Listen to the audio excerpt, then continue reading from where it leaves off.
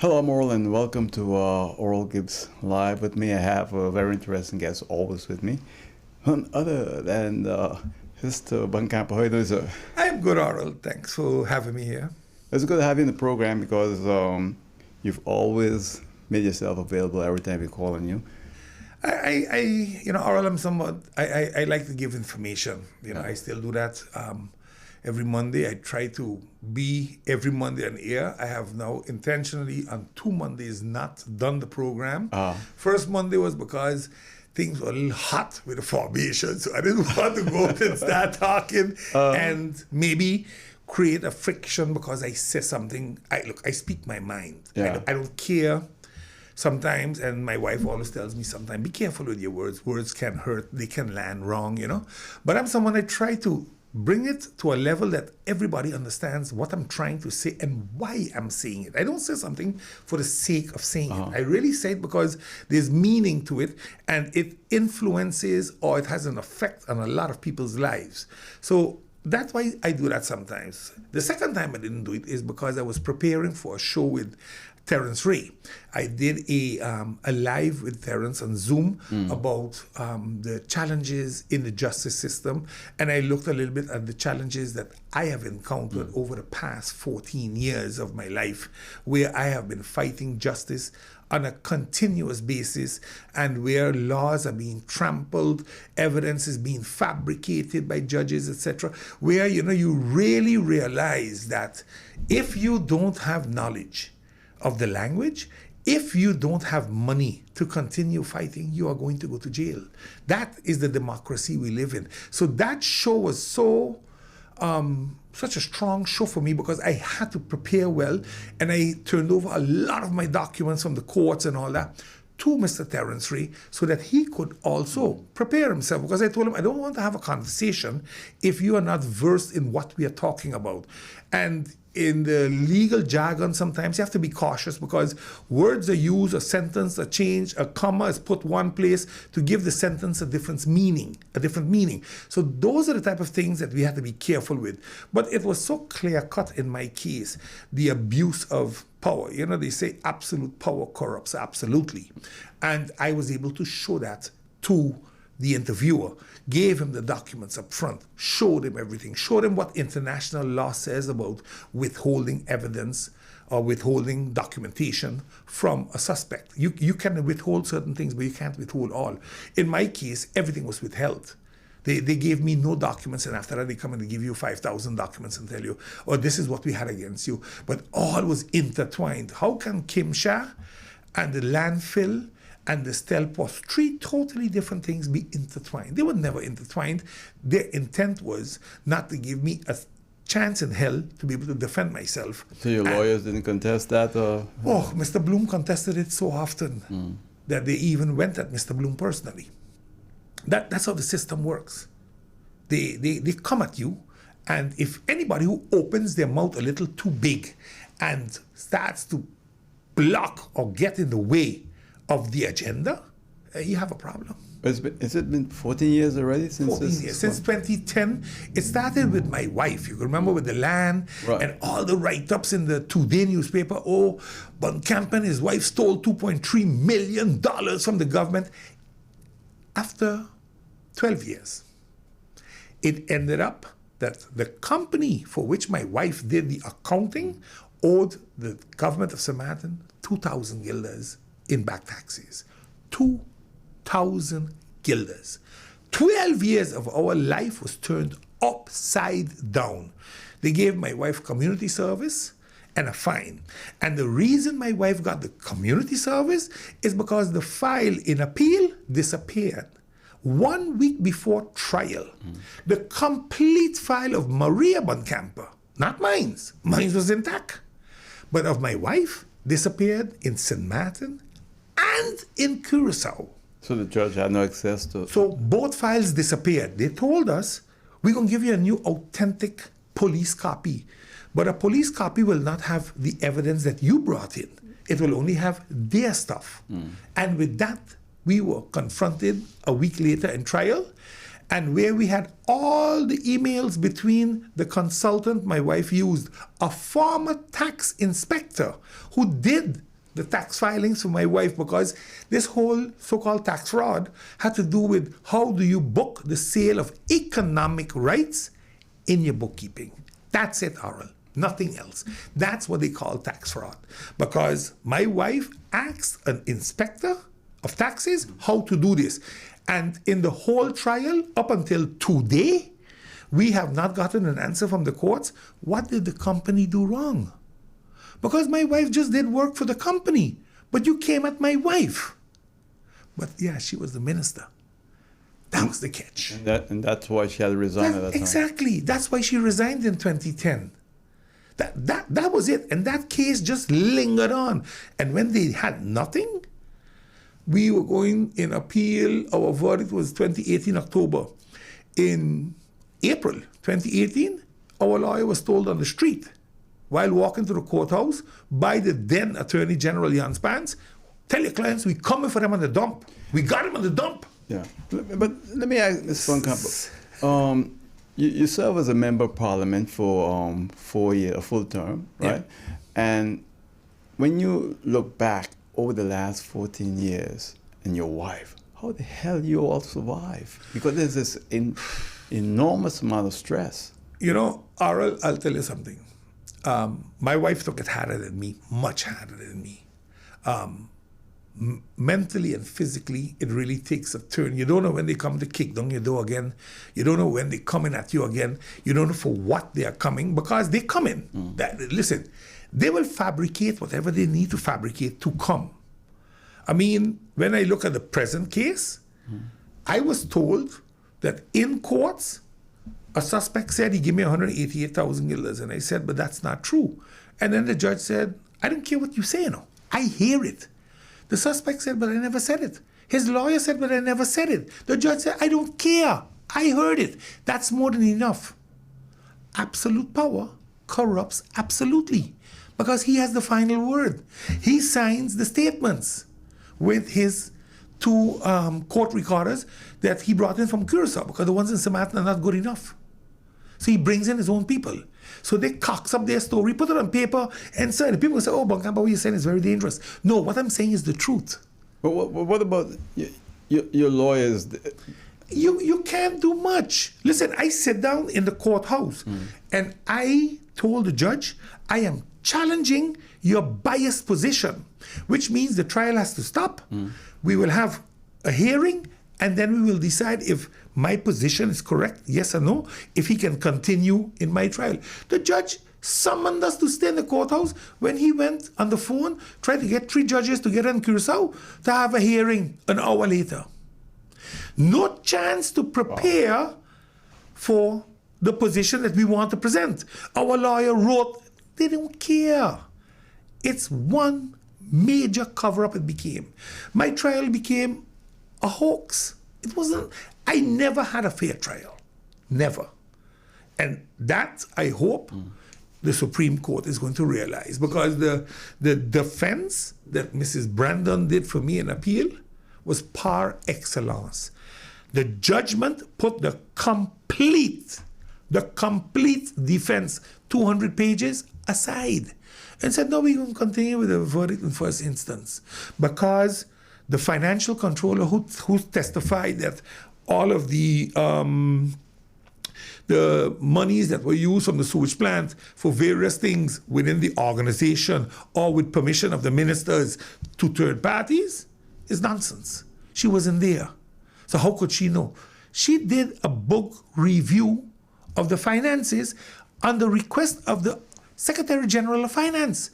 They just wiped that complete scenario out and pushed it aside.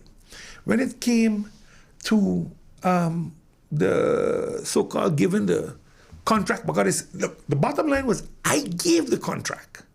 I am the one that gave the contract to Roberta and Sons. A contract valued $2.3 million a year for 2 years with an extension of a third year. So you were approving the contract? I thought that was the minister. I can't use the word on TV. Oh. But it was nonsense, because I gave an advice. The judges saw that I gave an advice. I signed the advice. There were 2 companies, Rebelt & Sons and Windward Roads. Windward Roads charged $3.8 million a year, Rebelt & Sons $2.3 million a year. We have $2.5 million in the budget. The person that made this tender, because they said, I made a tender, and I told them that's a lie. Yes, you and your wife made it. I said, that's a lie. A former politician, I gave you the name before the show, and I'm not going to mention the name, made that tender, and my daughter, who was studying on the namingsrecht in the Netherlands in her final year, assisted him while she was here in the summer break. I had contact with my daughter on email because they went to the FBI, they asked for all the emails via Google, they got them. Nothing incriminating because the tender only took place in November. I had a discussion with these people in August and September. And I had it because the then sitting government refused to do a tender. They wanted to separate the garbage processing on the landfill and the security. And I told both parties, if they do that, ask a question, who is going to be liable? Because I don't see that if something happens on the landfill, because security wasn't up to par, and you lose machines, who can be held responsible ultimately? The government, because we put two different parties up there. That is what we had a discussion about. Oh, I fix it. It went through, after me, Oral, it goes to the financial controller, they check. Then it goes to the SG, they check. And these people put signatures on the same document that I signed. Then it goes to the Minister of Romy, he signs. Then it goes to the Minister of Finance, he reviews, he signs. And the Ministry of Finance checks it. Then it goes to the Council of Ministers, they sign. Then it goes to the Governor, he reviews, asks his questions, and then signs. Then the contract comes back with a mandate so that the Minister and the company signed the contract. How the hell Buncamper gave that contract? How I gave it? There were 7, 8 checks and balances after me. They still say, I fix all of those. So this is the case at the Supreme Court now? Yes, it's now at the Supreme Court, and I'm completely confident that this ain't going to place. And so who will be your lawyer at the Supreme Court? It's a Dutch lawyer. There are lawyers in Holland that handle the Supreme Court because the Supreme Court's a little different. You don't go there yourself, sit down and give. Yes, they're very specialized lawyers. They once the Supreme Court says your case has merit. But it's basically technical, looking at. It's a very technical. They look at procedures to see if the procedures were followed, and that's our strength because the procedures were not followed from the initial giving permission to prosecute me. There was a fiasco because we never saw one document. We asked for redacted document. Nothing was given to us. Nothing. Not a shred of paper. Nothing. Other than a TBO document that they write. I don't believe them. I know they write what they want because that's the way they can justify the $25 million they get every year. So I don't believe them. And our lawyer asked over and over. Mind you, we fight them in courts for a year, with nothing. You had different lawyers over that time, right? No, one lawyer. Hyro Bloom was my lawyer, and he did a great job. But his hand, listen, we were put in the ring with Mike Tyson, blindfolded and our hands tied behind our back, and they're telling us, defend yourself. Right, then you're dead. Exactly. That's why they got permission. But with Christopher Emmanuel, they didn't get permission. Why? Because Chris had his documents, and Peggy was able to do the defense. Oh, okay. That's the difference. I am the first case that was ever tried here where no documents were given. All documents were withheld. That's not allowed. That's not allowed. Any lawyer listening to this show will tell you that's impossible. Well, believe you me, it's possible. In the court of law that we call democracy. So, this is what it is. It's amazing and I've been speaking with you about this for years now, and every time I hear it, it's just... Oral, it's something that I'm going to have to deal with, and I don't look for no sympathy. I only ask people to understand what's really happening. So when you want to give your opinion, give it based on the reality. Don't give it based on what somebody told you it is. But we have to have confidence in the system. Well, it has to work for everyone. I agree with you. And for a while, we have been seeing strange things happening in the system. And I think one of them that really took or really sold a serious blow to the system is what happened about 3-4 weeks ago in the Netherlands, where over the past 2 years, a Chief Justice in The Hague was falsifying outcomes of court cases. So while there should be 3 judges in appeal, he on his own was signing off verdicts with false information. They caught up on it, so they suspended the judge. And my question was, why are you suspending him? He should have been stripped of the toga, but he is suspended at this point in time. And this is when the spin starts. You think politics got spinners? Justice got spinners. Or it didn't cost the clients or the suspects any harm. Excuse me? The process says 3 judges. How can you judge if it was falsified that there was no harm done? And he said he did it because he was saving the state money. I mean, come on. Oh, it's crazy. How far? 43 cases. 40. So now they're reviewing how this is possible. But don't tell me there's nothing wrong, the suspects were not harmed. Sure, they were harmed. Their basic rights were trampled. All of those people should have been freed because they can never have a fair trial again. But this is to show you, this happened in Holland under everybody's eyes. 43 cases. If it was 1 case a patient, 43 cases. And you tell me, oh, trust us? Oh, please. It doesn't work so simple. No, it's so difficult for the average man and woman to comprehend. That's exactly it. Oral, you're hitting the nail on the head. And that's why I said we have class justice. And the class justice doesn't necessarily have to do with color. It has to do with financial positions. If you can continue fighting, they're going to have a problem eventually. Like there's one gentleman in St. Martin has filed a few complaints against the Dutch judicial system in the European human rights courts because he has the financial position to do so. And every time he does that, the Dutch get a backside cut. He just won a huge case. I don't have nothing to say yet. I'm sure it will come out. But that is a slap in the face of the Dutch. He was held in prison for a while to send someplace. He won his case. Yeah, I recall that, which was so unjust. But he won. He was just fully acquitted. So what now? I know, but the thing is, the guy was kept in prison all that time and then put into chains, boarded the aircraft, all this stuff. Because it's the show. It's the who, the ha. Because we hold a mafia. You hold nobody. You held a human being. You treat him like an animal. Because he was not a violent person. And this is what I always say. Yes, there are crimes and there are ways you have to deal with certain criminals. When you have a very violent criminal, you have to take precautions. You cover their face. You make sure they're shackled to prevent them hurting themselves or hurting people around. But we sometimes overdo things because it is the picture. It is that one picture when you're walking up the steps in shekels that the newspaper captures, puts it on Facebook, and for the rest of your life. Even when you're freed and acquitted, that picture remains there. When that person arrived in that country, he was released. Not only that, he was now fully acquitted. But what I mean, Oral, is the image you're talking about, that image that you damage. You can never Yeah. fix that anymore. You can't. Yeah.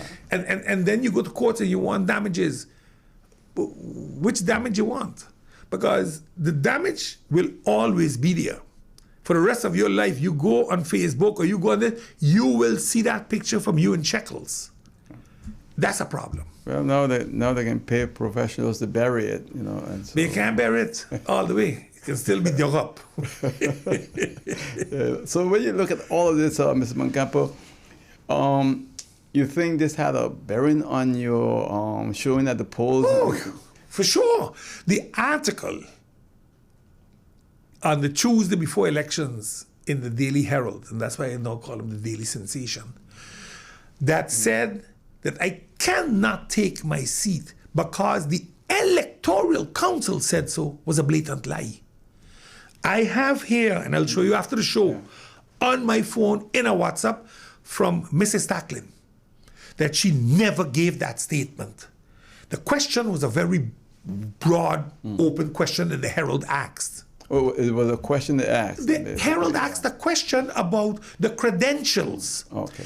And they said, with people's credentials, there isn't much you can do to prevent them from taking a seat because their credentials were there, we allowed them to run. Right. What the Constitution says is that if you are convicted, not irrevocable, but just convicted, you can be suspended for X amount of crimes. The question we had, and we had checked, was, can you be punished twice for the same crime? I was suspended in the last term. So this term, you cannot suspend me, otherwise you're punishing me again. Right. Don't blame me for the shortcomings in the system that a case takes 8 years. Don't blame the person. Right. Don't blame us for that. That is something we have to look at in the system. But again, it is only in St. Martin that an elected representative is suspended within the kingdom. But that's because before 10-10-10, we signed off on that. Members they approved that basically. No other. The Constitution. Yeah, that Constitution that was Exactly. which I call the toilet paper because Exactly. I think It is. What bothers me, Oral, is that we made mistakes. We are accustomed to doing that. Yeah, Mr. Buncamper. But this one was overviewed by the Netherlands. Let us not make that mistake. People don't know. If I want to change the Constitution tomorrow, the Netherlands going to agree to it. They have to approve it. Exactly. So they knew the Constitution before it was put into working. And I'm saying, if you see something that is in contradiction with an international treaty, and this is where it went wrong. Mr. Buncamper, they love to see that. And they'll leave it right there like that. I think I was the only person publicly complaining about that so-called Constitution from back in 2010. Oral, the thing is this. We have a lot of people that say, oh, you're always blaming the Dutch for everything. I'm not blaming the Dutch for nothing. That's all. I am blaming those that made the Constitution, those that thought they were solving the Anthony Codet problem in Curacao. Curacao didn't do it. Nothing to do with us. But Curacao didn't do it themselves. Curacao didn't put a suspension in there. Yeah. Curacao deals with a screening for ministers. They don't screen parliamentarians. We have elected criminals in Curacao sitting in parliament. So please, what for nonsense we talking about? We come here and we do as if we are holier than thou. While we are not. We are dumber than thou. Yeah. That's for sure. I think one of the things that kind of bothers me, and I don't want to say too much on it, is that when you look at us as a people and the people in office just before 10-10-10 and after, and those involved in that whole process, and the reward that many of them got for just being there, you know, in that whole negotiation leading up to 10-10-10. I know where you're going. It's really, you know, it's really scary because we're paying the price today for all the mistakes they made. Yes, I agree with you. Look, again, does the Constitution have flaws? Yes, it does. Does the Charter have flaws? Yes, it does. Do we talk about it all the time and do nothing? Yes, we do. And that's where the problem comes. And like I said, when that article fell, I knew I was in trouble. So the next day, I decided I'm going to go on a whirlwind campaign. For my bad luck, GB decided to shut down the island. So that was a bad. And there was no electricity. Yeah. So all the shows we had lined up fell out. And did it affect me? Yes, it did. The problem I had was, why did the Daily Herald feel that they had to put that article with lies in it to block me? Was I that big of a threat for certain parties and certain people? Because you need to learn to connect the dots. Look at the journalist and look at the party's connection. And I'm not going to sit on here and talk about it, but anybody that wants to do a little research can put two and two together very fast. And this is something that is common in a small country. Everybody know everybody. Everybody live with everybody, you know? A lot of people got children from other people, and this is where things go wrong. Yeah. Because the objectivity becomes clouded because you want to reach an end result. I was unfortunate victim. I have been chosen to fight certain wars. That is very clear. I am fighting the justice war. I'm trying to listen, after the whole economical rights fight in St. Martin that they came after me and my wife for in 2010, we are 14 years further. Has it changed? Absolutely not. Has anybody else been brought to courts for economical rights? Absolutely not. We selling apartments here in St. Martin where they pay the government 5 cents and they lease it for $10 a square meter. Economical rights. And have they been brought to justice? Absolutely not. Was I a target with my wife? For sure. This is the reality that we live in. We destroy our own because of personal issues, because of political issues, and that's a pity. And I think the conversation we were having off air clearly showed that, how we destroy each other. And I think the thing is that we got to be so careful at times what we say, because then it goes really far. When I tell you it goes really far, and it has consequences sometimes on that person who didn't even make that statement. You know, Aral, what we forget, Facebook, WhatsApp, social media in general, is not only viewed in St. Martin, you know, it's viewed all over the world. So when you start to make certain statements, you make a statement about America that can fall wrong because of which personalities, when it reaches there, they start to ask for an investigation or review your person. Next thing you reach by the immigration in the States, they hold on to you, tell you, we got to talk to you. Yeah. You know, you never know. Or in Holland, you never know. And that's what I'm saying. You got to be so cautious. You know, we share everything that we get on Facebook or in WhatsApp without even verifying if it's factual. And then the problem starts. Mr. Buncamper, I have to go to a break. When we come back, we're going to continue to speak with Mr. Buncamper, former member of Parliament. He's here with me in the program. And you're watching us on YouTube, Facebook, or you're listening to us on Hot 99.9 FM radio. So here's Mr. Buncamper. When we come back, we'll continue to speak with him right here on Oral Gibbs Live. Please stay with us. We are vibrant, expressive, warm, and diverse. Together, we conquer, and now we expand into new horizons, giving you more of the best. Introducing our new Buncamper Plus with wider acceptance, purchase protection, and enhanced security.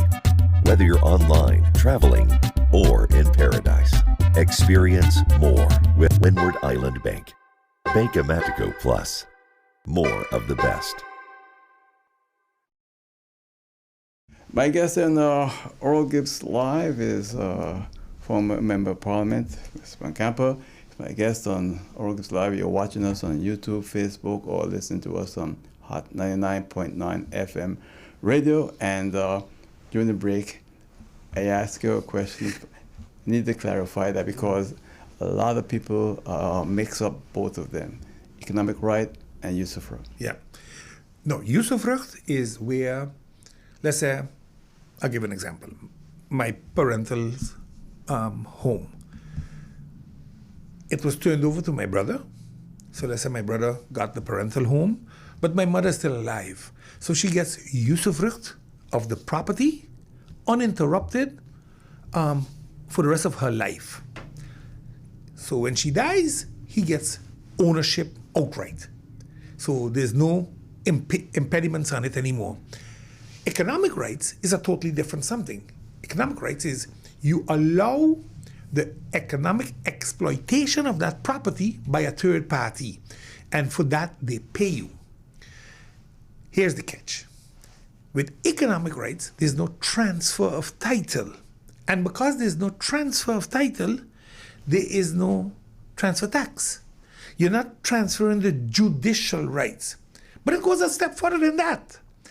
Economic rights are not taxable. That income isn't taxable.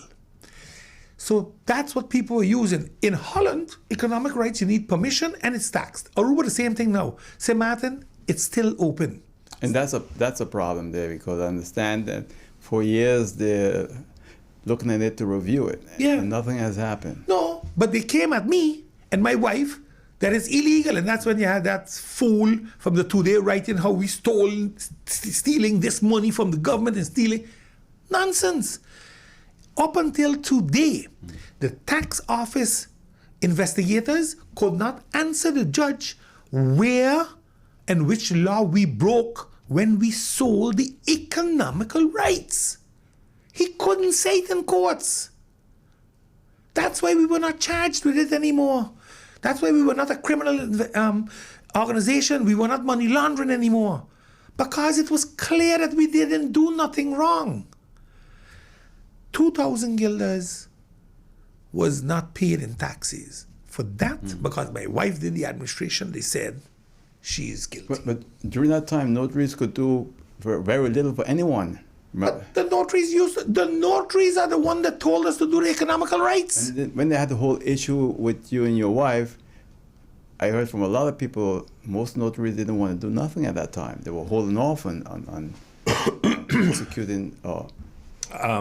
Our religious, we have the same issue right now with domain lands, where, because of the whole Vineyard Heights case, the judge that made a decision when the government said, oh, we won, and I said, you all can't read Dutch.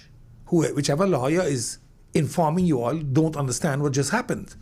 But the bottom line is, when a judge uses an arrest, the DTAM arrest from the Supreme Court, where they are saying that if good governance was impeded on, you can nullify the land transfer, which means, what do they mean with good governance? I'm going to give out 5 lots of land in Simpson Bay. I'm going to put that in the newspaper. Everybody can apply. But we'll set some conditions. If you had a piece of land already, you're not eligible. You got to be 25 years or 30 years, whatever. You got to have a job. You got to be able to get a mortgage, etc. Aruba has a good setup like that to get government land. So they want that within 6 months you could get a bank loan to build your house. Otherwise, you ain't getting no land. Now, that's what the judge said.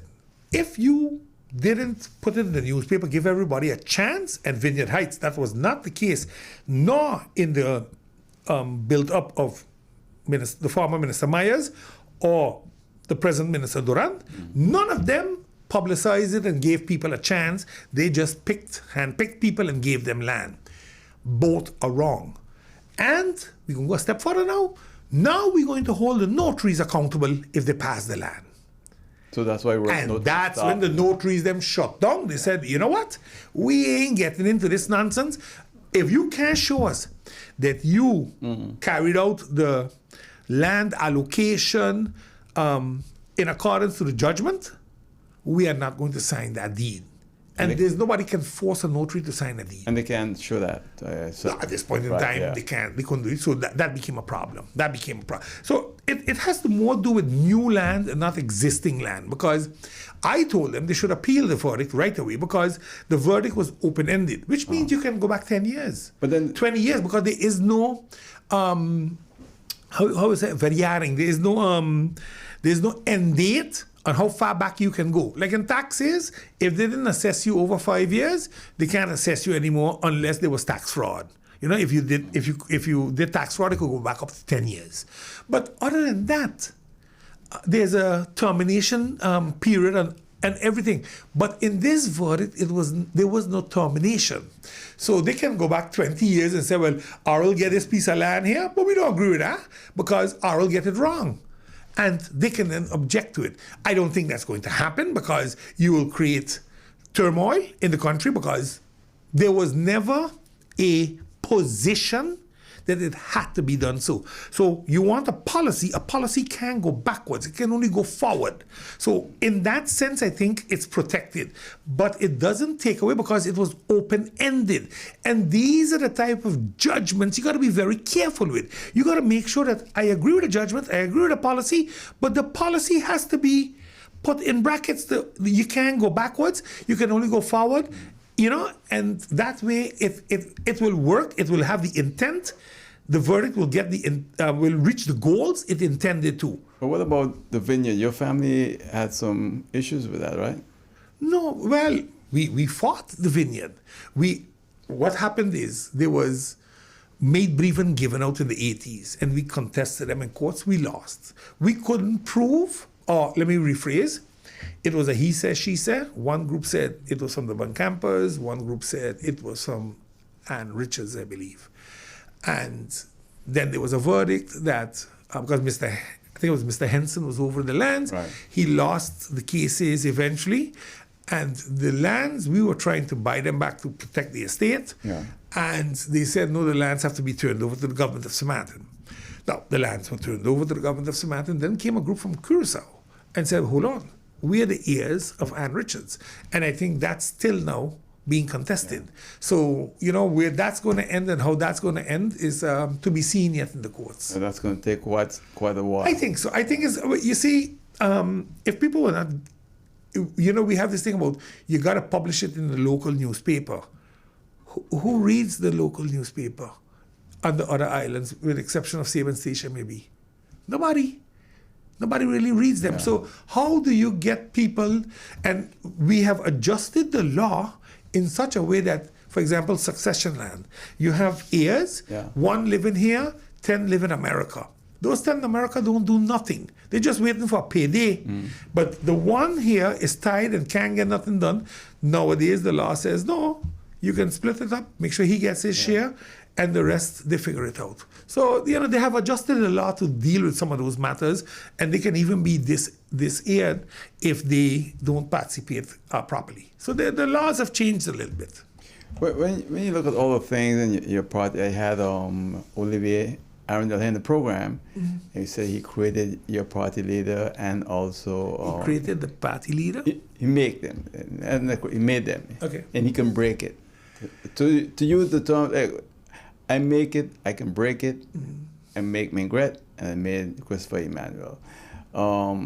What do you say to those kind of, because you deputy leader of the party? Yeah, I want to laugh a little bit. Christopher Emmanuel was brought into politics by none other than William Allen. Christopher was a protege of William Allen, not Olivier Arundel. Olivier was there, maybe know him as a friend, I don't know. I don't know the history between Olivier and Chris. I'm not going to go down there. But I do know the history of William Allen, the protege, the master, and Christopher the pupil. I know that one in the NE. I know how that came about. And over the years, Christopher was coached and molded by William. Christopher's a very outspoken person. Maingrette came from the UP party, then the UD, and then eventually he landed back to the UP and then back now by the now. Olivier indeed has publicly stated that he was going to endorse Kevin Maingrette and Lyndon Lewis. He said so. Then I think Lyndon Lewis was the first one to pull away and said, I am my own. And eventually Kevin also pulled away and said, no, they're on their own. And everybody started talking about contracts and all kind of things. I have never seen those things, so I can't comment on them. Did he make them? I don't think so. I think Mr. Maingrette did his campaign. Mr. Lewis did his campaign. Christopher did their I think we all campaigned. The one thing with the Now Party is we had very few finances because we opted not to take money from big companies. Maybe good, maybe bad. From the political sense of point, yeah, but you didn't have all the billboards you needed out there. You didn't have this, you didn't have that. On the other hand, you don't need to do favors either, because nothing is for nothing in this world. So in that sense, did Olivier was not affiliated to the Now Party as a member or anything. He was an influencer that said that he was helping Kevin and Lyndon in their campaign. To how far that went, I don't know, because I wasn't part of their campaign. Was it something that within the Now Party was an issue? I think we had a bigger issue with the way he was talking about other people in a derogatory sense that was bringing a lot of dislikes towards us, because they were saying we were affiliated to Mr. Lewis. I made it very clear in a program on Grace that that's not the case. Christopher made it very clear on a Billy D program that that was not the case. Olivier walked in a march with us when we went to hand in the list. He was there. He took a picture with us also. He used that picture once or twice on Facebook. But at no point in time was he a part of the board or the leadership of the Now. At no point in time. Nor did he make us, nor can he break us. The other parties complain privately that Now Party, the party that you were deputy president of, that you all benefited from him not targeting the Now Party while he targeted the other political parties. I don't view. Again, if we benefited, then we should have had thousands of votes. We didn't. We had 1,000 something. We didn't have 3,000-4,000 votes. So how did we benefit? You see, everybody always will seek a reason to justify their bad. The Now didn't seek no reason to justify. Listen, the people spoke. This is what they thought we were good for. I can cry all I want with my 117 votes that the Herald this and the Herald that. But at the end of the day, the people could have voted. Look, a lot of people called me and said, Bunks, I don't want my vote to go to waste.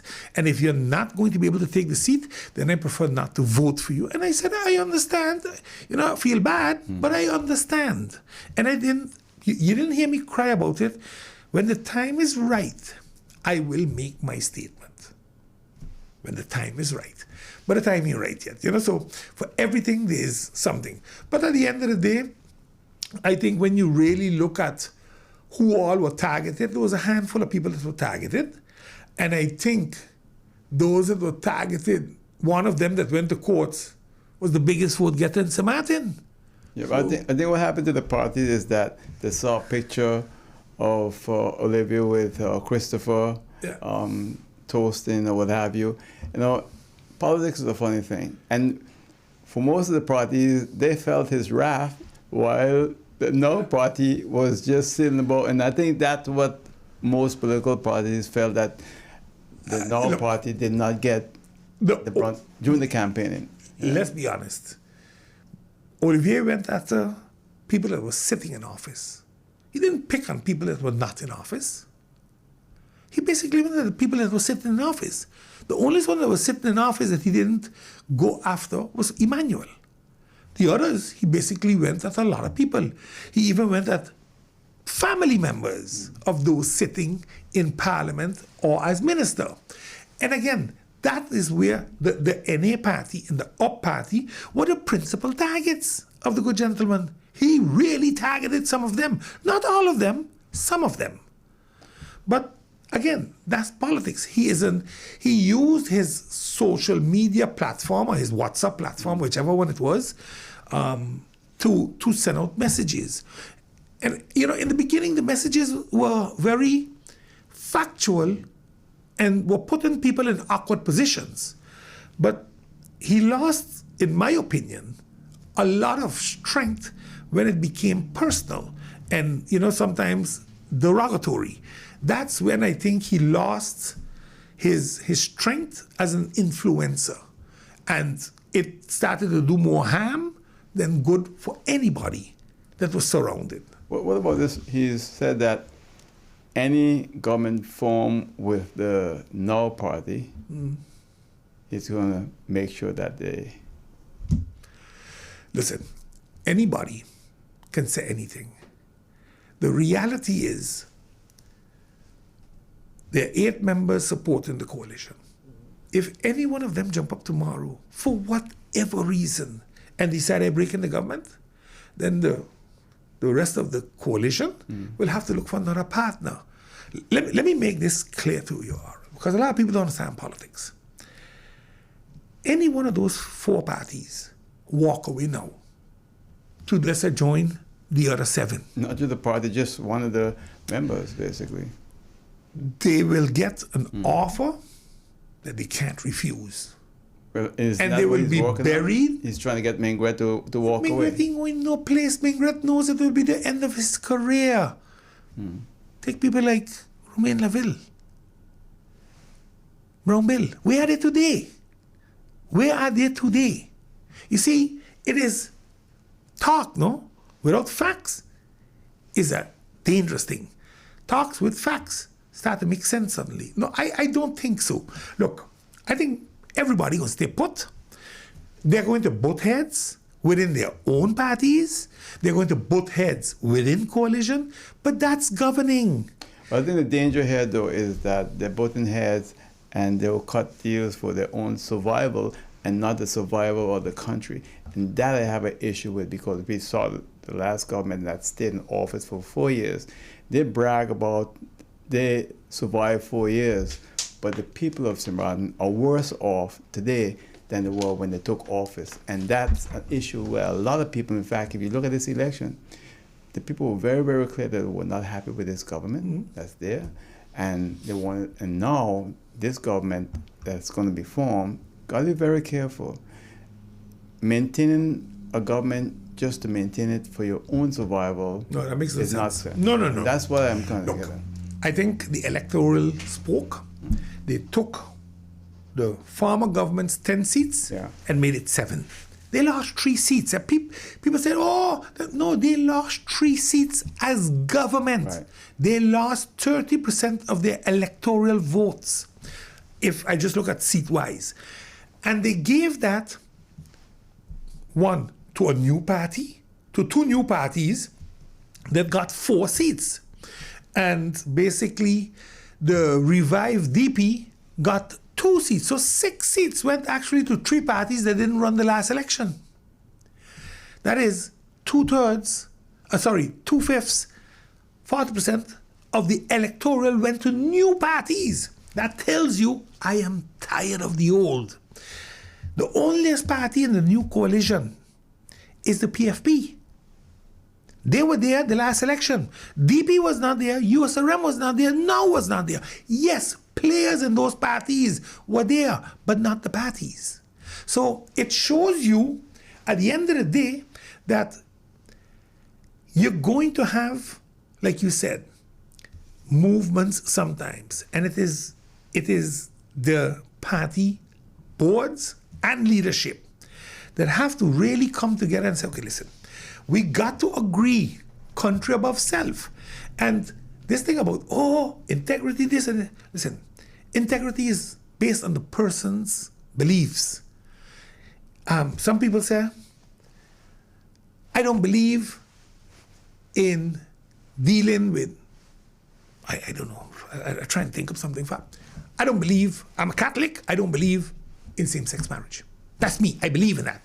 You can't tell me that if I take a stance against it, that I'm not integer because human rights said it should be so. You got to be careful with the word integrity, because it doesn't pan out all over. It doesn't match with that. But I'm just giving an example, because in the world of today, I am somebody, I will support same-sex marriage. I have no issue with it. While churches have an issue, and I understand that and I respect that, I am saying the world has changed so much. We either go along or to get along, or we stand firm and say we don't agree with it and we make changes in our constitution or whatever. Curacao and Aruba just got the brunt of the beating now in the Supreme Court. In May, the verdict will come out. And at this point in time, all indications are that in Curacao and Aruba, the constitution must change to allow same-sex marriages. And they must register them as partners also. And it means then that they have all privileges as a married man and woman, for children, for inheritance, you name it. That's what's happening now in May in the Netherlands. You see, a lot of people don't follow the news in the Netherlands, but sometimes it's good to follow it so you understand what's coming. I don't see this government running into trouble overnight. Can there be trouble in the camp? Sure, it's politics. And somebody will always come with a proposal that their friend brought and tell them, do this, do that, tell them we're going to do this. And then when they said no, threaten them that you're leaving. Because the last government has been pounding their chest that, we stayed 4 years together. And I'm saying, you were there for 4 years. But be honest. You were there for 4 years under which conditions? Not for the enhancement of this country.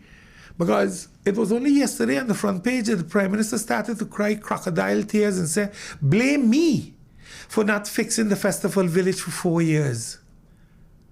And I said to myself, blame you for what? You're gone. You're not added value anymore. You see, these are the type of things I mean, Oral. We kept the government together. And, I learned the lesson in politics. With all my years in politics, when we were negotiating, to form the government with the NA, the USP and the NA were going to form government, we were told, basically, Buncamper, because of one of your members' affiliation to the brother and Chanel that threw down the government twice, we can't make this deal. Okay. The former USP leader was in the car with me when this happened. So was Christopher. And another NA member. The former leader. Yeah, I recall that whole thing. Yeah. And I said to myself, okay. So when 2 years ago, a year and a half ago, June 2022, when the government started to wobble. They turned to them, right? And they turned around and they went to the same two fellas. I called my friend, because he is my friend, politics and no politics. I said, William, how did you join? He says, Antonius. And when he calls me Antonius, I know he's going to give me a lesson because he's a teacher. He said, in politics, never say never. Because he told me, I'll never join with them again. So when I called him, he says, in politics, never say never. And I smiled and I said, touche. Well, you see, that's why I was implying to you that they'll do everything to survive. And that's why I tell the story now, to show you that it can happen. Yeah. For survivability, it can happen. So at the end of the day, Oral, I wish the new government all the best. I will be there to support them through thick and thin. I believe in the Now Party. I'm not going to leave the Now Party. It might have been my last run. I am making 61 and I'm not planning to get old in politics. I want to really spend time with my grandchildren. I might do some consultancy work also. I think there are beautiful projects in St. Martin like solar, like the landfill, that needs attention. I think the whole renewable energy platform with projects working with the Netherlands, getting funding, building it, putting it on school roofs and government buildings and homes, with GB pulling it. I think that is one thing. The whole recycling process is another thing. But I have a lot of love for agriculture. I am now doing agriculture classes myself. Really? With Denisio Wyatt, man. I'm dotting up my hands every Thursday in the soil. I learn about, this whole agriculture something, and it's something I want to do. I want to give it the attention it deserves so that eventually St. Martin can be sustainable when it comes to certain foods. Yeah. If we have enough chickens, we have eggs. Eggs is a good source of protein for the person. Your daughter does chicken with eggs, right? And we have a farm. She invested her money into a farm. She went and do the whole small business. You can remember they do this thing. Right. So she's still waiting for her license to be finalized. Still waiting? Yeah, about a year now. To get the license finalized, and then she can do the chickens and the farm. We are busy setting up the farm already, and we're going to just start doing. It turns over 360 crops in 2 months. So you can't eat that. So you start working with the neighborhood, start helping those that need help, So, and I'm doing this now also in collaboration with Denisio, because we can create some sort of co-op and work with each other. If everybody invests $100 a month, that's $1,200. If it's 10 people, it's $12,000, So you can do a lot of things. So did they give any example why the license is taking so long for you? I don't know. I really don't know, but I spoke to them and they're working on it hard. They thought it was finished. The reason I asked that question is look, everybody come to this island, they get it just like that. Yeah. When it's our people, it takes forever. Well, they thought it was finished. And, Arl, I don't want to point fingers because the people I have dealt with, they're good people. I mean, I don't think there was any reason for it not happening. I think it was an oversight. It was put on somebody's desk. Eventually, more papers came on top of it, and that was it. It gets lost. Classic story, though. Classic government. But again, in general, I have some plans to do some things. So you're going to report back to work? I did report already, Oh, you did? Arl. Oh. I reported, but they told me stay home and wait. They're going to get back to me. I tell them, look, in accordance to my national decree that I got dispensation from work to go to Parliament, it said once I am finished with the term in Parliament, I have to report back to work. So I did send the President Minister of Romy email informing him that I would report back to work. I think it was on the 12th. 12th or the 4th. The 12th, I think it was, of February. I got an email the day before at night. Stay home. You are not allowed into the building because of your convictions and all. I said, my convictions are not irrevocable. So you have to put me back to work. Right. You want to suspend me afterwards or even try to dismiss me. There's a process for that. It went quiet. Next thing I get an email from Van Epps in Curacao telling me on behalf of the governor and the outgoing prime minister and the outgoing minister of Romy, they're going to answer my letter. Are you in cassation? I said, excuse me. Go ask the courts. If I tell you I'm in cassation, if you don't believe me, go ask the courts. I don't have nothing to send you because I don't even know who you are. The government didn't tell me that Van Epps is representing them. You are telling me that you're representing them. And I'm saying, then they want to know if I got a lawyer. I tell them, if I need a lawyer, I'll get one. But for now, the law is clear. If you all feel like breaking it, listen, they're leaving in 2 weeks. I ain't getting too excited. The new minister will do what he has to do. I have a right to go back to work. I have that right. If you want to suspend me because of my ongoing court case, I understand there are rules and regulations within the LMA. But to make up your own rules and regulations, to show might is right, I always say, what goes around comes around. But when you look at Simran today, you have a lot of knowledge that could be used in renewable energy, a lot of different areas. I think they're going to... This government won't use me, the other government will use me for sure.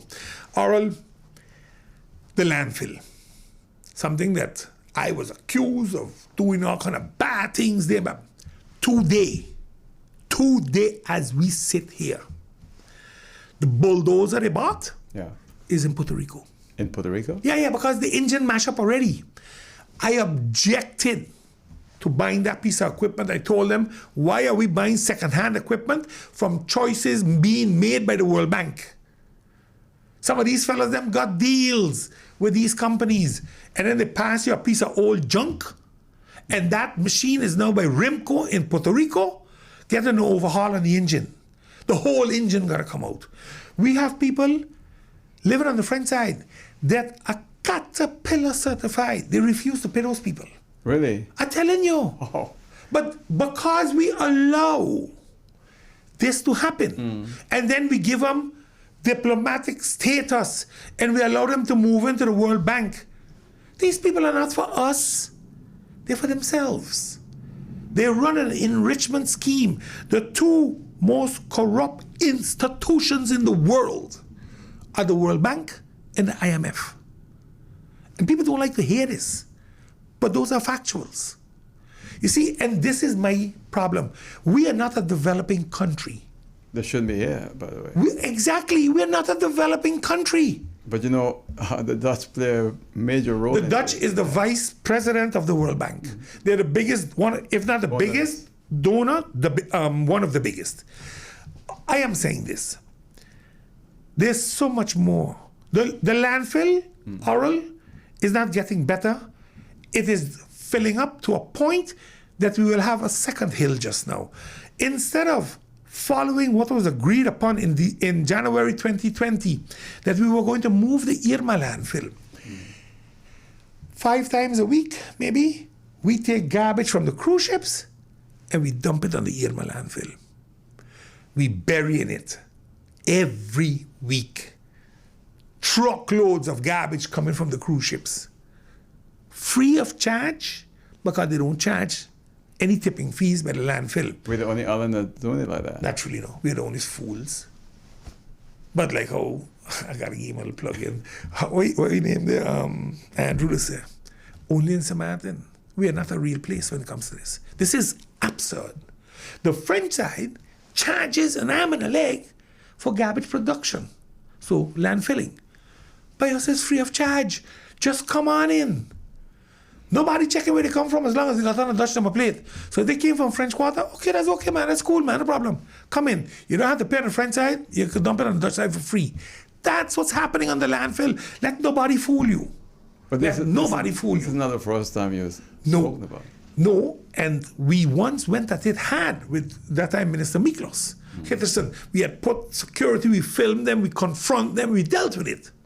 Now it's a free-for-all again. We saving money. You know, when you look at your experience in government, let's just look at the Ministry of Romy, right? They've had so many ministers there, and some of them really screwed up. Some of them made big Put mistakes. it mildly. I think some of them made, you see, all the thing is this. People give civil servants sometimes blame for everything. My court case showed that I am blamed for giving a contract. But civil servants have a lot of information because they are there for the whole ride. Right. Ministers come, I always used to tell them, ministers come, ministers go. But civil servants stay. And the problem is, you do projects and then you're maybe 60% into a project. And then the project is stopped because the minister comes with a new idea. The problem is very often that the people that they put as ministers might have a conceptual idea of what they would like to see. The people they put around them are very often not professionals.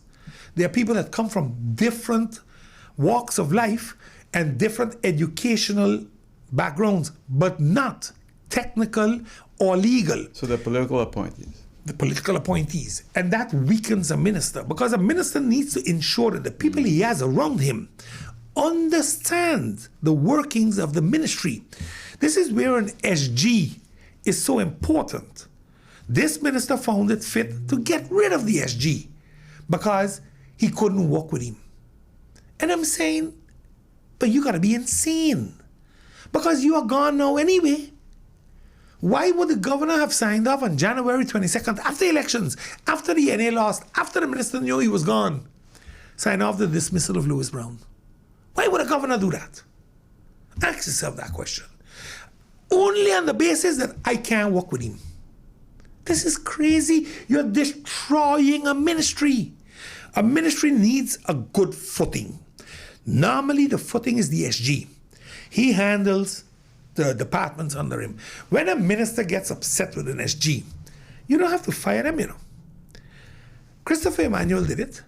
He was taught by Urine White how to do it. In the LMA, you can take all the operational departments and have them report directly to you as minister. And only the policy departments report to the SG. So when that was done in August 2017, everybody with exception of Rom reported to the minister. We had a working contract with the minister. That was before the hurricane. We didn't know we were getting a hurricane. Right. And only Vrom reported to the SG. And that remained so until February or something like that when the new minister came in and turned it back and put everybody under the SG. But it's a possibility. So if a minister feels, oh, this I don't like how this is going, he can pull departments to him.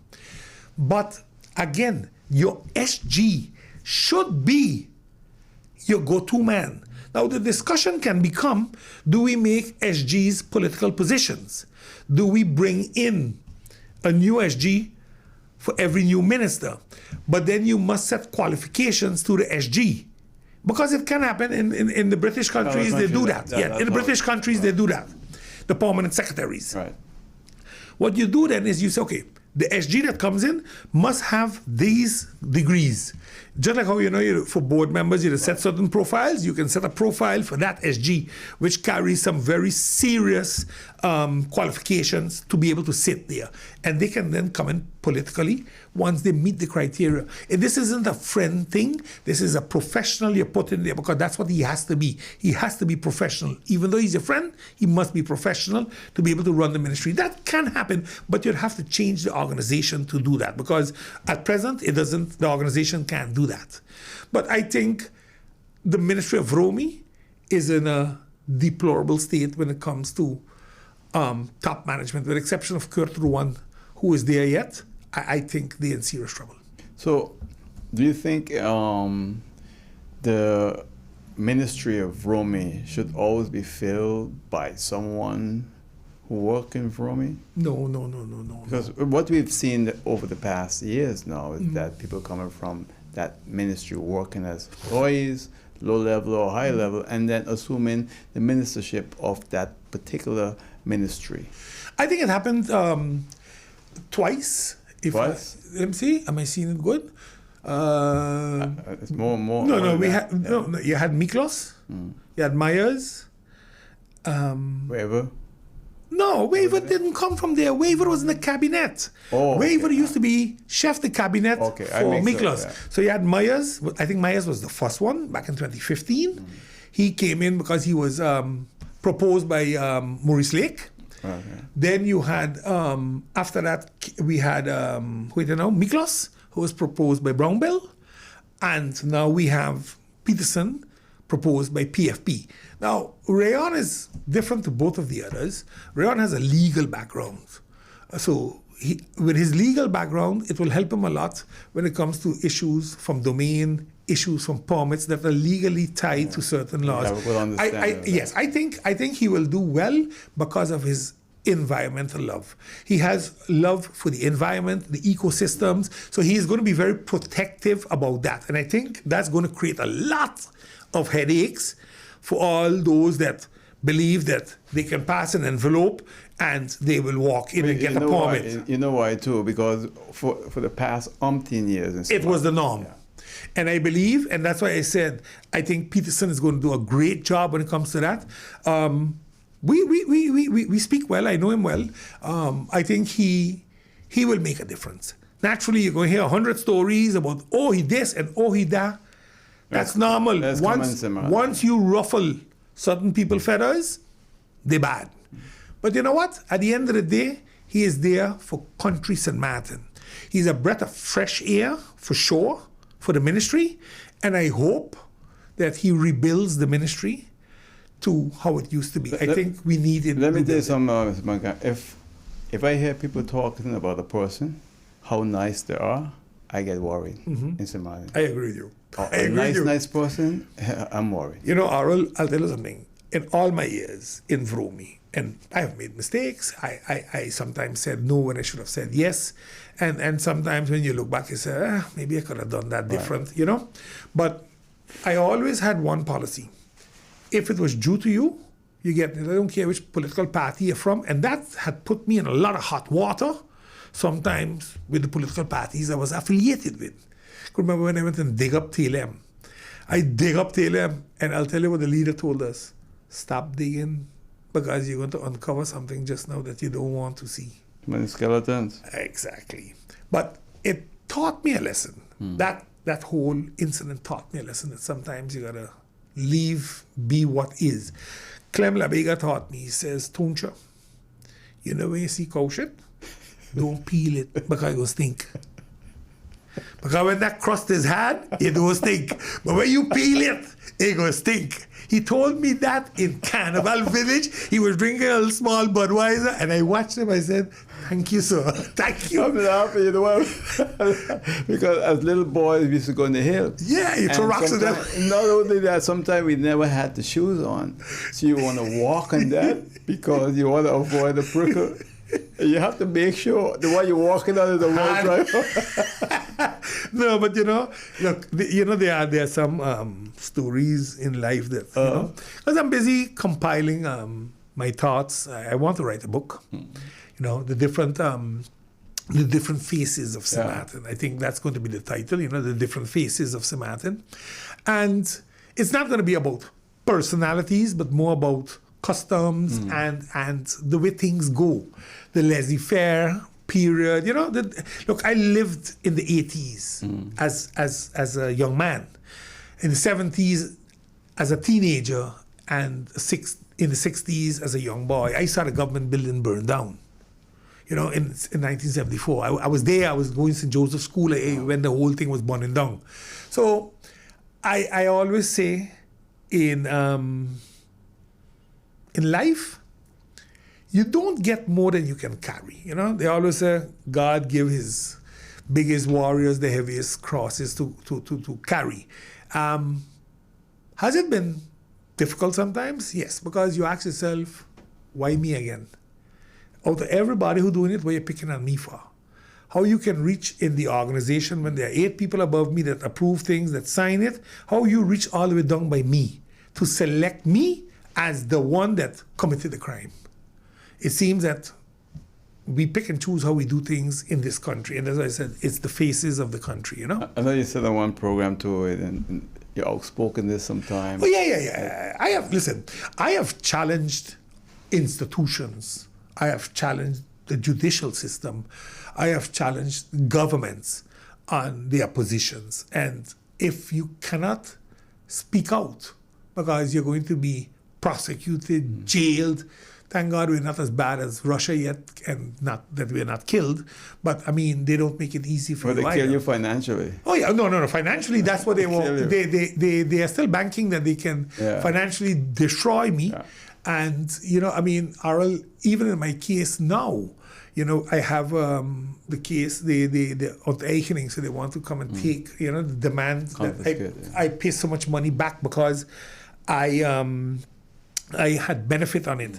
And I said to myself, okay, if I had benefit, that means you found that money someplace, or I did something on my house or anything. Did they ever offer a settlement with you? No, sir.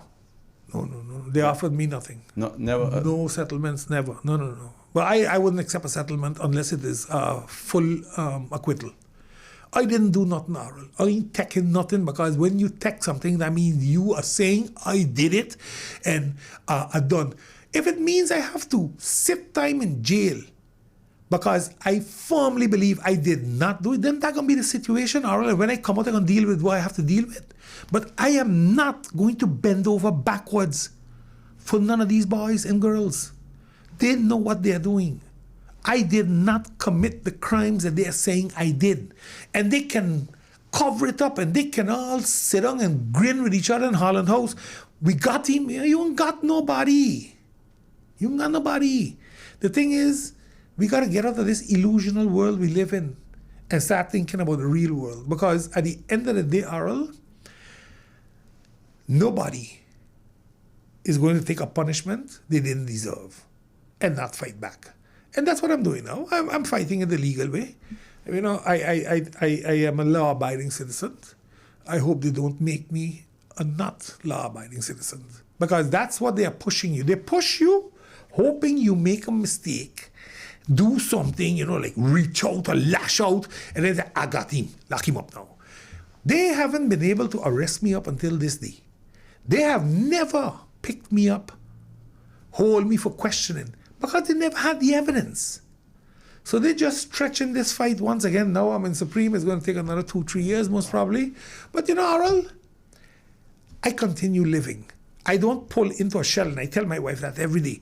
Nobody going to push me in a corner. I'm going to stop living and worrying how I going to pay this or how I going to pay that. You come with nothing, you leave with nothing. That's my philosophy. Yeah. But I am going to live my life the way I believe I should. I have grandchildren, I have a lovely wife, I have kids, I enjoy life every day. I thank God every morning I wake up that I have another day of life. And I'm not going to allow that to be taken from me because of a court case, or because some people believe they have some power at this point in time, and I ain't going to allow you to come back to work, and I ain't going to pay you. Hey, God is good. No big issue. All I tell people, remember, what goes around comes around. Karma. Yeah. It's a funny thing. When you look at your background, I gotta ask you about GB and how you feel about GB today. Because I don't think people know you worked as an engineer at GB Correct. power plant many years ago. Yes. You understand the company very well. How you feel today about GB? I have two affiliations to GB actually. The first one is from 1990 to 1995. I was in the production department, so power production, and those were the very turbulent years of 92, 93, 94. A lot of outages, right? Yeah, when they had sent home Lambert, Park, Frank Lake, Hiskus and them came in, right? correct. Hiskus and them came in. They took Edith Arundel, Elvis Gums and myself. They sent us to Curacao. We got upgraded in the ISO system, ISO 901, 9001. They brought us back. They put us back into it. I was given a chance by Mr. Lambert as a local engineer to come in. And within that first year, the power plant chief was Mr. Saros, and he had a very tragic situation in his family. And Mr. Saros went and took some time off. And the two Dutch fellas we had there, Lambert sent them home. So guess what? It was bunks alone.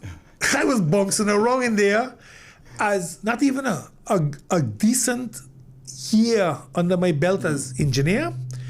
And you had to now work with Pastor Carbon, who, Emmanuel Carbon. Shorty, we call him. He was a real good mechanic. Then you had Big James, you had Franz Richardson, the old man, Nell from Colby. I worked with... Those are homegrown. Yeah, man. Yeah, these boys, I ain't gonna lie to you. I was taught a lot by them of when you hear a knocking, what it was. I could go by Saro's home, tell him, listen, the engine doing so and so. He tell me, go check that, go behind there. There's a valve there. And lo and behold. He's incredible. Oh, the guy, listen, there are not many Saroses in the world. I haven't seen him in a while. Yeah, but he's still here, man. He's still here. He taught me a huge amount of stuff. Then I went over to work in town, and I was responsible for Sabre and Stacia. So I would go to Sabre Station to check the engines over there together with Norman Wilson, Pops. We used to call him Pops, Antonio Brooks and those fellas. So I worked with that group until 95. In 95, I left. I joined Elton Jones as commissioner. Elton became commissioner for the DP, and I became his executive assistant, and we had GB under us, the airport, and a few other things. But then I went over eventually to become the union leader of the NAPLB, and we beat Willie at the polls, Willie Hayes, and we took over the union of the UFA. So the NAPBL went in, and the UFA was out, and we stayed in there for many years. And eventually I left the union because with government it became a little too difficult sometimes to work as the head of public works and be in the union. The time wasn't there, so I told them I gave up. But I worked in there with fellas like Martina and them. I mean, really, I had a great time. I used to have negotiations, and I would sit across Clarence Richardson, who was there on behalf of GB, and we put a CLA together that up until this day is still being used in GB. That was a CLA that we had locked it in, that you couldn't get out of it just like that. The company couldn't just get out of it. If you failed, you got to pay the people. You can't have the people. So, when I look at GB today, I said to myself, how did we really get here? Because I don't want to say GB... look, GB has a culture. There are cultures in GB. And you had the Lambert culture, then you had the Brooks culture, then you had the Maduro culture for a while, and then you had chaos. But you know what remained still lingering very quietly below the scene? The first one you mentioned. Yeah, listen, he was the man that gave the most people in GB an opportunity. And he was so anti-politics. When you speak to people like the deceased Roy Marlin or Theo Heiliger, they will tell you, anything you want from Lambert, you grab him in the budget meeting. When he want pass GB's budget, you hold him there, you make him concede to giving you bam, bam, bam. Otherwise, you ain't getting it, because Lambert would not deal with politicians. He would tell them, I'm not a politician. I ain't getting into that with you. This is management's position. You want to change it? You go ahead as government, you change it. But then you carry responsibility. Nobody never wants that as a politician. You're not going to change something as a politician and then carry responsibility. Yeah. So yes, you have but you see, Lambert's period was from in the 80s into 2000. And now that he has moved on, the older heads are moving on, the culture has started to change. I think Chittick did a great job, even though Chittick found himself in a very awkward position with the hurricane, because while he was building up the company, he got flattened with the ground. And he did what he had to do. I still tell him up to today, if Claudius Buncamper had an opportunity to pick a CEO, it would be Jerome Chittick. No, I have to agree with you. I'll put him back. Because the guy, hands down. What he went through, no one went through. Exactly. And he kept the company afloat. Look. Chittick was. I had big fights with Chittick when it comes to waste of energy. Myself too, though. Yeah, when it comes to waste of energy, we had big fights, and I understand his position. He said, I can't sign the power purchase agreement because of whatever reasons, and we still debate. And I said, look, I understand your position. I am on the other side of the table. I'm government. You're GB. So, but I have respect for him, for his backbone, first of all. Exactly. I have respect for that. He's got backbone. I gotta agree with you on that. He will stand up. Yes, sir. And tell you no. Exactly. And hold his ground. And I admire him for that. And, when we have conversation, because he is a very good, I consider him one of the few friends I can have an honest conversation with and no hard feelings. We tell each other what we got to tell each other and we move on, but we remain friends and we remain professional. He knows his onions, like it or not. So, but Lambert trained him. Lambert introduced him to me many years ago on the program. No, I think he knew what he was doing. Yeah. He knows the power plant by heart, and he knows distribution. He knows management. He was undermined by this government out of that function. That you come in here, that he didn't pass, he came in 4th or 5th, and those above him cannot even touch the top of the iceberg of problems in GB. GB had more problems since he left. The past 4 years, GB has been riddled with problems. And now we have a young man inside that is trying his utmost to bring change. Yeah, but he doesn't understand the company where Chittick. Exactly. It's different. We got to be honest. He is a change manager. Right. I want to go as far as saying Mr. Washington is a change manager. He has to bring the change that's needed. They opened the CEO position. Oh, it's open again? Yeah, it's open. I told Chittick, please make sure you apply, brother. Because... But I hope they put him back, man. Hands down. He, Iris, Arundel, those people could go back. They were great. And I think you have that, I can call names because I just think these people are better. You have a Patrick Dreyfus. He knows the operations. Put these people there. They got at least 10 years to go. They can take this company to a new pinnacle. And then you start to train a group from now to take over. I hope they listen to you, man. Man, they don't like to listen to me. They find sometimes I'm too radical, but I just say it the way I see it. I agree with you. I say it the way I see it. Yeah. So, you have a few more minutes? Yeah, well, you shoot the questions, I'll give you the answers. The airport, how you feel with it? Because that's taking so long, man. Now I'm hearing that there might be, but I couldn't confirm it, there might be other delays. If that's the case, man, it's just the season coming up again. I'll say it. I said it 4 years ago. I'll say it today again. Mr. Mingo is a good person, maybe.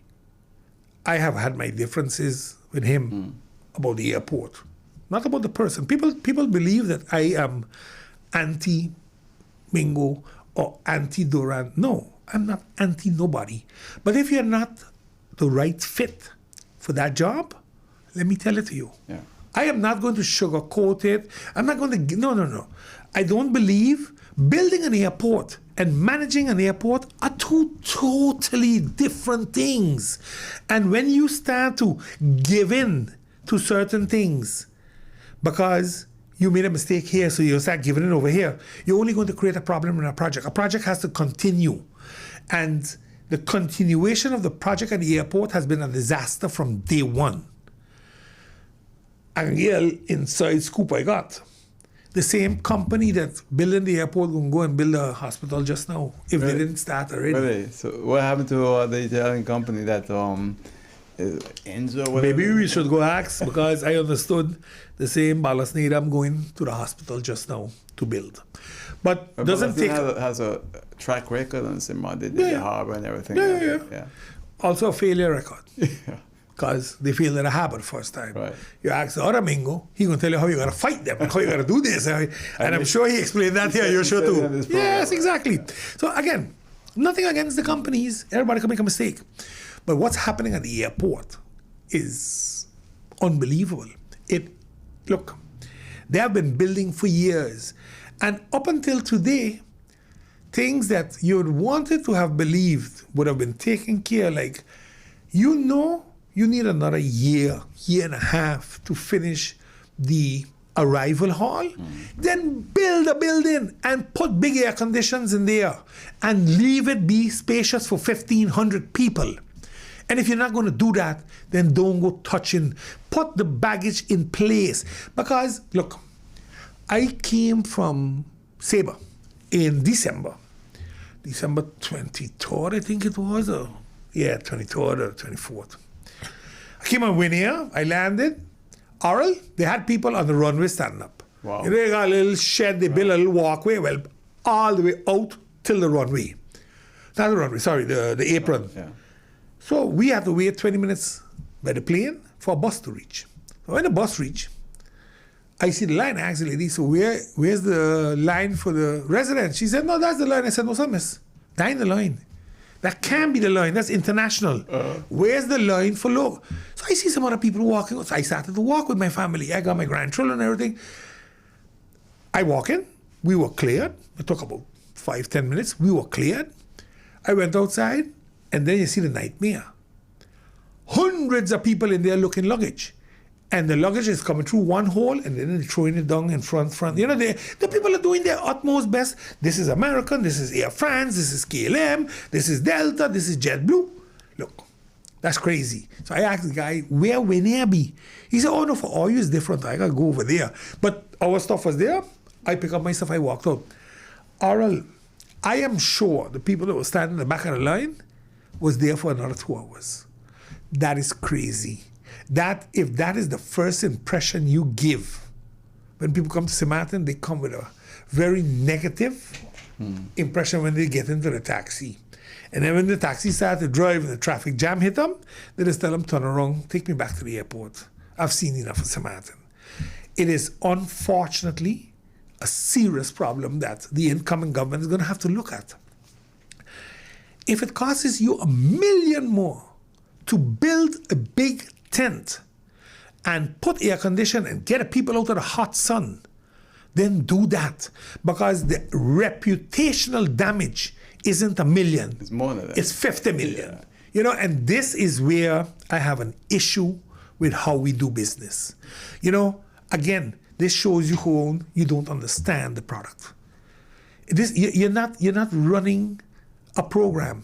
You're building a building. The buck stops somewhere, though. Exactly. You got to create an alternative that will suit your patrons. So you're saying the CEO, the buck stopped with him? Yes, it does. And the board is a different story altogether, because you get different boards. You have the holding that has to tell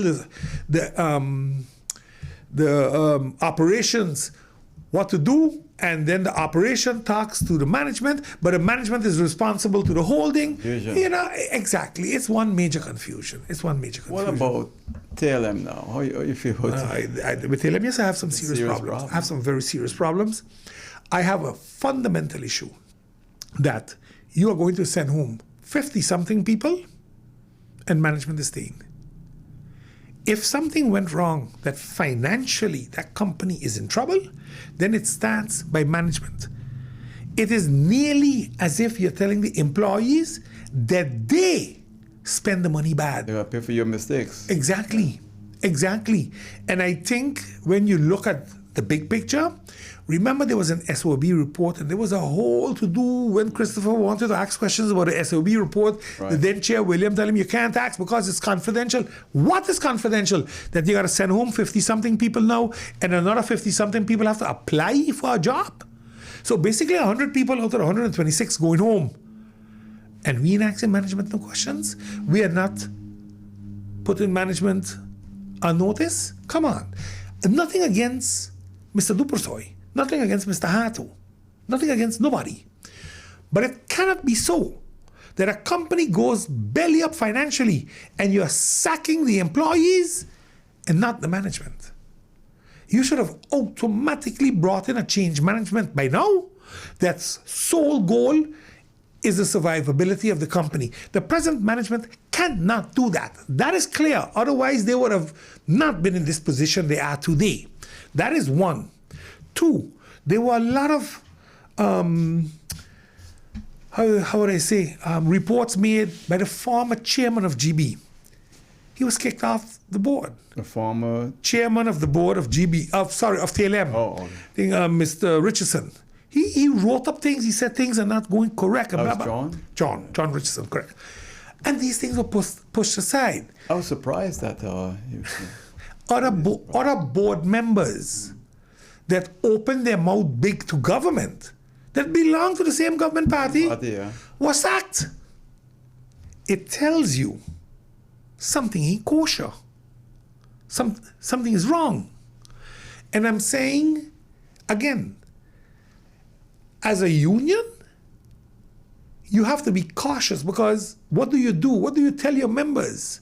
And then you get these stories leaking, oh, the union president wanted a consultancy for his... Has nothing to do with the issue. The issue is you send home 100 people and you're not questioning management. That's the issue that this government should have addressed. And by not addressing it, I think you are creating... Look, the TLM needs to restructure. I agree. This is like the second or third restructuring. But we keep sending home people. We are seemingly not changing the system or how we do business. And these are the things that need to be looked at because something is wrong. Or are we setting up TLM to sell? Well, that's what's going to be my next question. Because the people that are in there restructuring seem to be quite interested in buying it. Well, it shouldn't happen like that. I'm in favor of government companies, own company being sold, but it should not be done like that. I agree with you, but I'm just telling you, these are the voices you're hearing. These are the people screaming out and saying this is so, that's so. And then you say to yourself, okay, it starts to make sense. Why the behavior in certain ways, why we do things certain ways. There seems to be a bigger picture. All I'm saying is I hope it's in the interests of the country and not a handful. These are very difficult times in the world, but it's also very difficult times for St. Martin and its people. Look, St. Martin is not a independent entity on its own. We are subject to all forces within the world, especially the American forces. When they get ill, we get ill. When they sneeze, we catch a major cough. When there's no tourism, we are belly up and we beg in Holland for money to stay afloat. So we are not diversifying ourselves enough. We are sticking with tourism. And I'm saying, look, tourism is nice, but we got to diversify. We got to start looking for other things to do. And too often when you tell people, listen, do this or do that, oh, we can't do it. You can do everything. You just got to try. Let them tell you no. Yeah. I always tell people that. Let them tell you no. Then at least you know where you stand. Well, Mr. Buncamper, we have about 1 minute. It's all yours, inclusive. Oral, I want to thank you very much. It's been a while since I was here, I think a few months now. But once again, thank you very much. I enjoyed the conversation. I think So Martin needs a new government now. I hope the government is sworn in within the next week and a half, and then we can move on. Then we can start putting the new programs together, making sure the budget is tied to the programs correctly, and we can start governing the country the way the people elected the new parties to do. Other than that, I wish them all the best. Arul, I wish you and the family all the best. Carnival season is in the air, people. Please be careful, be cautious. People always tend to drink too much and get brave and do strange things and stupid things. And, it's a time when you don't want anyone to get hurt. Easter is around the corner. Let me wish everyone a wonderful Easter. Remember, it's a time that is very important within the religious world, and let us all respect it. Well, Mr. Buncamper, I want to thank you for coming. I want to wish you and your family much success. I know you're going through some difficult times. Thank you. But tomorrow will be a sunny day. The sun comes up every day, my brother. So again, all the best to you, your wife, and your entire family. All right. Thank you. And that's it for now. I'll see you next time right here on Oral Clips Live on YouTube, Facebook, and Hot 99.9 FM radio. See you next time. Take care. Bye.